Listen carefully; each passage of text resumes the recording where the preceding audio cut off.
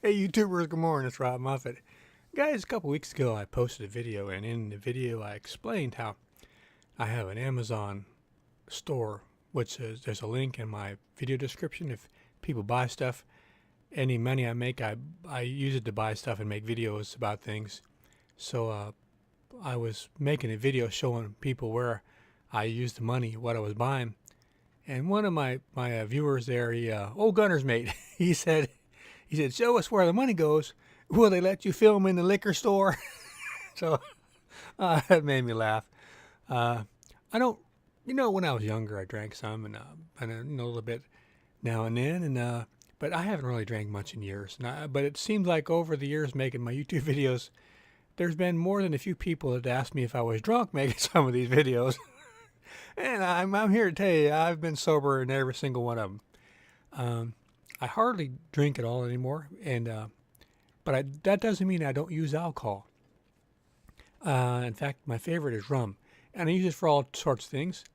And I thought maybe it'd be a good video to talk about what you can use rum for.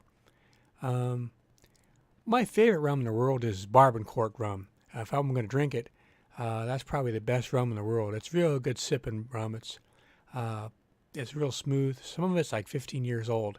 It's aged, and it's I think the best rum there out there. And you can also mix it really good. But for everything else, just to go blind, you just get the cheapest stuff you can get. But for uses other than drinking, I like to make vanilla extract. I buy the vanilla bean on eBay from Madagascar. They, I think, have the best vanilla. And you don't want to keep it too long in your freezer, though. If you have them left over, you usually freeze them.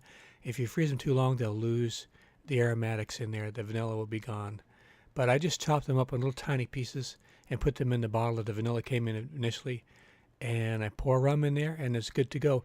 You want to make sure your rum has a really high potency, high proof alcohol, because if it's too much water in there, it won't be enough alcohol to kill any mold or bacteria, and you could end up growing something. So if you're going to cook with it, it doesn't matter. But if you're going to use it uncooked in a drink or something, maybe, I don't know, but you could end up having some problems if you don't have enough alcohol in your rum. So you want to have something over 100 proof probably if you're going to be just making extract. Another thing I like to make with the rum is rum raisin. Just get an old olive jar and fill it full of raisins and put rum in it and put it in the refrigerator. In a few weeks, you got something delicious to put on top of ice cream and all sorts of desserts. Another good thing rum is good for that I like to use if I throw my back out, it's a very good muscle relaxant, and at the same time, it's a painkiller. It has very few side effects compared to all the other things that are out there from the pharmacy. Now, even though it is a painkiller, there are certain pains it's not good for. Like, I wouldn't use it on teeth. I'd use like clove oil or something like that instead of alcohol, because I don't think alcohol is good for pain teeth, but for other pains in the body, it's good. That's a recipe from years ago. You would take rum and put it on a little cloth and let them chew on it or something. But you can use this rum on people who are having trouble with their teeth as far as their gums, but not teeth pain itself.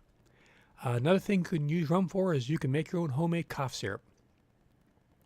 Just add some rum and some lime juice and some honey, and that's a very good cough remedy, old-fashioned remedy. Another remedy, I've not used it, but I know some friends of mine from Jamaica, they swear by getting the medicinal marijuana or the ganja and putting it in some rum and letting it sit for a few weeks, and that's good for pain. It's good for cough, and sometimes people use it or are going through chemotherapy with cancer, and it helps that too. It's cure-all. People use that for just about everything, and it's something inexpensive people can make if they have access to the raw materials. Another thing you can use rum for is a flaky crust.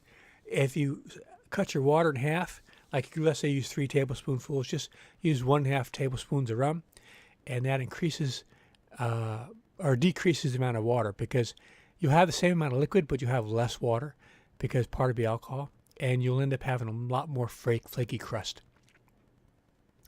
Another thing you can use rum for is if you got little kids, you got a Band-Aid and you're going to pull it off and they're afraid it's going to hurt, you can just rub some rum on there. If it's real strong rum, it'll dissolve the adhesive around the edges, and it'll be easy to pull off the Band-Aid.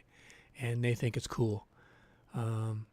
Now, there are certain things you can use rum for that it's better to have stronger ones than the weaker ones, the higher proof.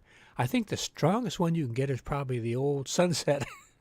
I think that's where it made St. Nevis, St. Kitts, St. Lucia, I forget where. One of the saints down there. Every island in the Caribbean, more than 100 people, has their own distillery. I tell you, there's like 500 different makes of rum in the Caribbean. But I think the Sunset rum is, Lordy, I think that's like 180 proof, almost like 90% alcohol. It's pretty it's pretty far up there. I knew this lady. She said this was like a, I'm not saying she used it, but she told me that people had used this in the past. They'd use rum as a spermicide before they put a condom on, and afterwards they would put it on the outside too, and that was supposed to help be a spermicide to control anybody from having a baby, birth control. Actually, another thing people use this for is birth control. If if the wife is expecting the husband home and she knows he's going to be in the mood, she can give the husband a few glasses of rum, and he's not going to have any kids that night. I tell you, not if it's the old Sunset rum. Another use, in fact, I've not seen this myself, but somebody said they use that Sunset rum, which is like 90% alcohol. When they ran out of gasoline, they had an old Seagull outboard. It was 2-stroke, and they were able to keep it going and get into the harbor. You're drinking outboard motor fuel. Another use is when you're cooking, to put it over desserts and light it up at night. Make a flambe. You know, you're making a bananas foster or something. It looks really cool. You're a little dramatic flash to your cooking there. It's kind of neat. You can use other alcohols too, but really high proof rum, you can use that. Another thing you can use is tinctures. If people make their own different tinctures with different chemicals, with different botanicals, if they're into making different dyes or perfumes and things, it's something that you can use the rum with. Someone told me about Dandruff shampoo. They put, I think it was rosemary, and they would seep it in the rum, and then, I think it was a clear rum, and then they would strain out the rosemary, and it was supposed to be good for their dandruff. Somebody has told me about the poison ivy. It doesn't make the skin feel better because of the alcohol. What it does is it removes the oils from the poison ivy, so you can use it to clean off the oils. If you're out in the wilderness, you can make your own do-yourself pepper spray. If you get some really strong ghost peppers and seep them in the rum for several weeks and then strain out the liquid, you can have your own pepper spray. I've seen where people put this on the really strong rum on electrical contacts, like where the batteries go, and it was corrosion. They were able to rub off the corrosion by using the rum. Some people use it with mosquito repellent. And I've also, with a very strong rum, I've heard of people using that to help get their stove started. They would preheat the burner with a little alcohol from the rum.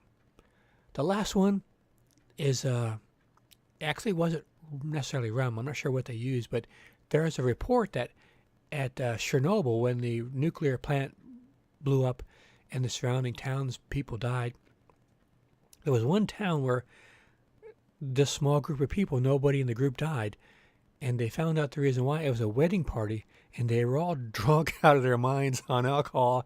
So if you ever have a nuclear explosion, and so long as you don't breathe the dust and from the explosion, if you broke out a few bottles and got drunk out of your mind on the alcohol, that would protect you a little bit from the radiation. At least that's what the story goes from from Russia at Chernobyl. They gave an explanation why. I forgot why. But that's something to think about. So that's just off the top of my head. There's like 20 things here you can use rum for besides drinking it. So, old gunner's mate, I do have rum. I do have alcohol in the house, but I don't really use it to drink anymore. But I still use it. If you're going to do-it-yourself stuff around the house, it doesn't hurt to have a bottle of rum. You can always use it for different things. Hope you like this video, guys. And I put on new stuff every week. Got over 500 videos. I can't help myself. Been doing this for 10 years. And check out some of the people I feature on my channel. Some of them, they've got some pretty cool channels. A few of them, they've stopped making videos, but because they were nice to me and they featured me on their channel, I've never taken their channel down. I'll keep recommending them, even though it's been a couple years since they made videos, but they've got some cool stuff up, even if it's not current. And I've got some nice playlists too on different things you might not find on other channels. And I don't think I have anything too much on my channel you'll find on another channel. I like it that way. All right, guys. Hope you come back. I'm really happy you stuck around and you keep watching my videos. And like I said, come back next week. I'll have another video. Take care.